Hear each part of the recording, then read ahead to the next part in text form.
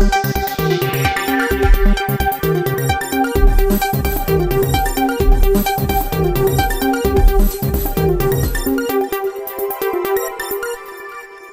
News ಟಿವಿಯ speed ನ್ಯೂಸ್ಗೆ ಸ್ವಾಗತ. ದೇಶ, ರಾಜ್ಯ ಹಾಗೂ ಸ್ಥಳೀಯ ವಿದ್ಯಮಾನಗಳ ಪಟಾಪಟ್ ಸುದ್ದಿ. ಚಿಕ್ಕಬಳ್ಳಾಪುರ ನಗರದ ಬಿಬಿ ರಸ್ತೆ ಜೂನಿಯರ್ ಕಾಲೇಜಿನಲ್ಲಿ ಚಿಕ್ಕಬಳ್ಳಾಪುರ ಹಾಲು ಒಕ್ಕೂಟದ ಚುನಾವಣೆ ಭರದಿಂದ ನಡೆಯಿತು. ಚಿಕ್ಕಬಳ್ಳಾಪುರ ಹಾಲು ಒಕ್ಕೂಟ ಚುನಾವಣೆ ಮತದಾನ ಭರದಿಂದ ಸಾಗಿದೆ. ಚಿಕ್ಕಬಳ್ಳಾಪುರ ನಗರದ ಬಿಬಿ ರಸ್ತೆ ಜೂನಿಯರ್ ಕಾಲೇಜಿನಲ್ಲಿ ನಡೆಯುತ್ತಿದೆ. ಅಭ್ಯರ್ಥಿಗಳ ಪರ ಮತ ಪ್ರಚಾರಕ್ಕೆ ಟೆಂಟ್ಗಳ ಭರಾಟೆ ಜೋರಾಗಿದೆ.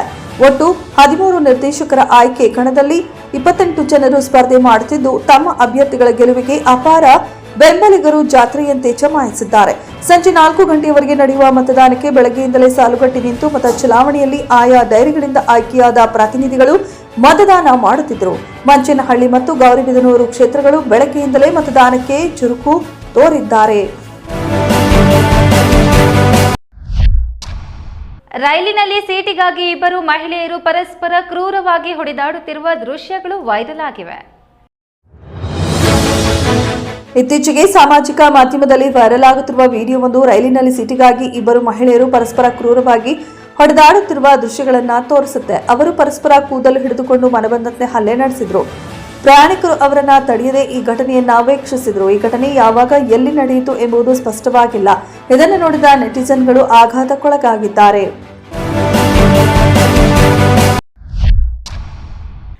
ಜಾಗತಿಕ ಬಯೋಫಾರ್ಮಾ ಹಬ್ ನಿರ್ಮಾಣಕ್ಕೆ 10 ಲಕ್ಷ ಕೋಟಿ ರುಗಳನ್ನು ವಿತ್ತ ಸಚಿವೆ ನಿರ್ಮಲಾ ಸೀತಾರಾಮನ್ ಇಂದು ಬಜೆಟ್ನಲ್ಲಿ ಘೋಷಿಸಿದ್ದಾರೆ.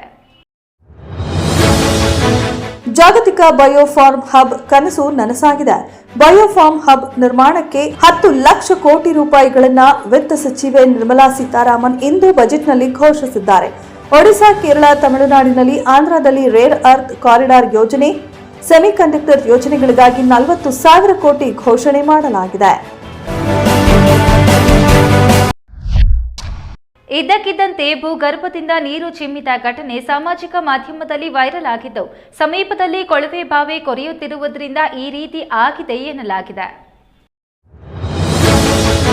ಛತ್ತೀಸ್ಗಢದ ಬಿಲಾಸ್ಪುರದಲ್ಲಿ ಮನೆಯೊಂದರಲ್ಲಿ ಇದ್ದಕ್ಕಿದ್ದಂತೆ ಭೂಗರ್ಭದಿಂದ ನೀರು ಚಿಮ್ಮಿದ ಘಟನೆ ಸಾಮಾಜಿಕ ಮಾಧ್ಯಮದಲ್ಲಿ ವೈರಲ್ ಆಗಿದೆ. ಸಮೀಪದಲ್ಲಿ ಕೊಳವೆ ಬಾವಿ ಕೊರೆಯುತ್ತಿರುವುದರಿಂದ ನೆಲದಡಿಯಲ್ಲಿ ಒತ್ತಡ ಹೆಚ್ಚಿ ಈ ಪರಿಸ್ಥಿತಿ ಉಂಟಾಗಿದೆ ಎಂದು ಹೇಳಲಾಗಿದೆ. ಯಾವುದೇ ಪ್ರಾಣಹಾನಿ ಅಥವಾ ಆಸ್ತಿ ಪಾಸ್ತಿ ಹಾನಿಯಾಗಿಲ್ಲ. ಪಟ್ಟಣಗಳಲ್ಲಿ ಜನಸಂದಣಿ ಹೆಚ್ಚಿರುವುದು ಇಂತಹ ಘಟನೆಗಳಿಗೆ ಕಾರಣ ಎಂದು ಸ್ಥಳೀಯರು ಅಭಿಪ್ರಾಯ ವ್ಯಕ್ತಪಡಿಸಿದ್ದಾರೆ.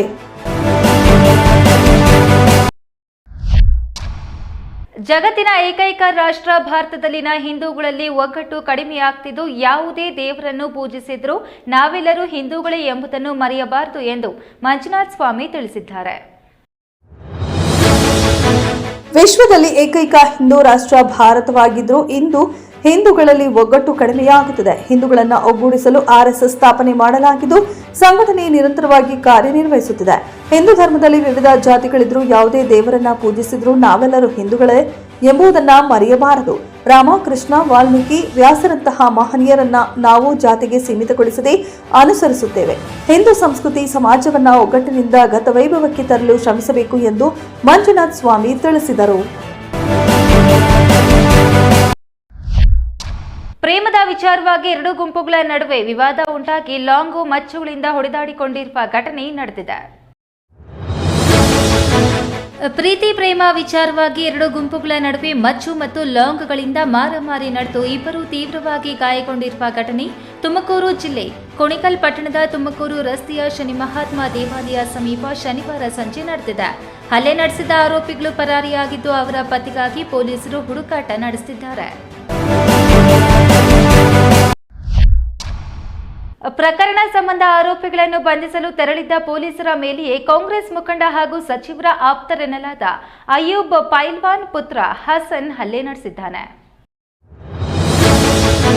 ದಾವಣಗೆರೆ ಜಿಲ್ಲಾ ಆಸ್ಪತ್ರೆ ಆವರಣದಲ್ಲಿ ಯುವಕರ ಮೇಲೆ ನಡೆದಿದ್ದ ದಾಳಿ ಪ್ರಕರಣ ಸಂಬಂಧ ಆರೋಪಿಯನ್ನ ಬಂಧಿಸಲು ತೆರಳಿದ್ದ ಪೊಲೀಸರ ಮೇಲೆಯೇ ಕಾಂಗ್ರೆಸ್ ಮುಖಂಡ ಹಾಗೂ ಸಚಿವರ ಆಪ್ತರೆನ್ನಲಾದ ಅಯ್ಯೂಬ್ ಪೈಲ್ವಾನ್ ಪುತ್ರ ಹಸನ್ ಹಲ್ಲೆ ನಡೆಸಿದ್ದಾನೆ ಎಂಬ ಆರೋಪ ಕೇಳಿಬಂದಿದೆ.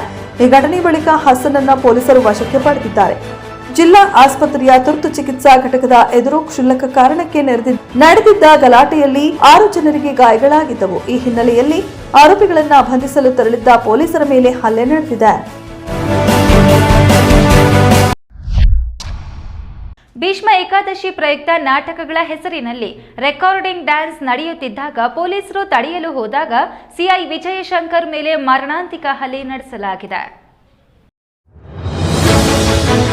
ಆಂಧ್ರಪ್ರದೇಶದ ಕಾಕಿನಾಡ ಜಿಲ್ಲೆಯ ಪೆದ್ದಂಪುರಂ ಮಂಡಲದ ಕಟ್ಟಮೂರಿನಲ್ಲಿ ಭೀಷ್ಮ ಏಕಾದಶಿ ಪ್ರಯುಕ್ತ ನಾಟಕಗಳ ಹೆಸರಿನಲ್ಲಿ ರೆಕಾರ್ಡಿಂಗ್ ಡ್ಯಾನ್ಸ್ ನಡೆಯುತ್ತಿದ್ದಾಗ ಪೊಲೀಸರು ತಡೆಯಲು ಹೋದಾಗ ಸಿಐ ವಿಜಯಶಂಕರ್ ಮೇಲೆ ಹಲ್ಲೆ ನಡೆಸಲಾಗಿದೆ.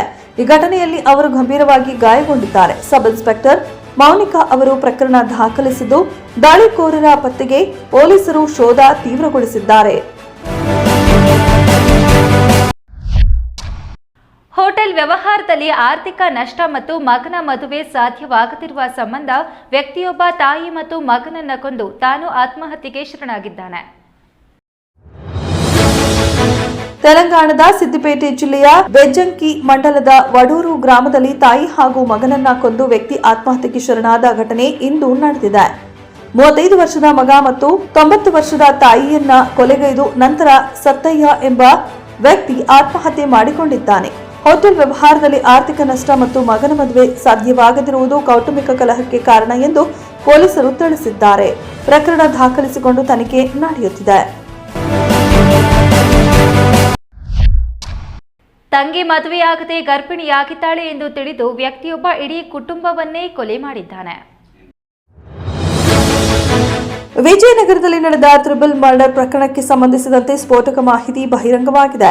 ಆರೋಪಿ ಅಕ್ಷಯ್ ತನ್ನ ತಂಗಿ ಅಮೃತ ಮದುವೆಯಾಗದೆ ಗರ್ಭಿಣಿಯಾಗಿದ್ದಾಳೆ ಎಂದು ತಿಳಿದು ಇಡೀ ಕುಟುಂಬವನ್ನೇ ಕೊಲೆ ಮಾಡಿದ್ದಾನೆ. ತಂಗಿ ಅನ್ಯ ಜಾತಿಯ ಯುವಕನನ್ನ ಪ್ರೀತಿಸುತ್ತಿದ್ದಳು ಮತ್ತು ತಂದೆ ತಾಯಿ ಅದಕ್ಕೆ ಬೆಂಬಲ ನೀಡಿದ್ರು.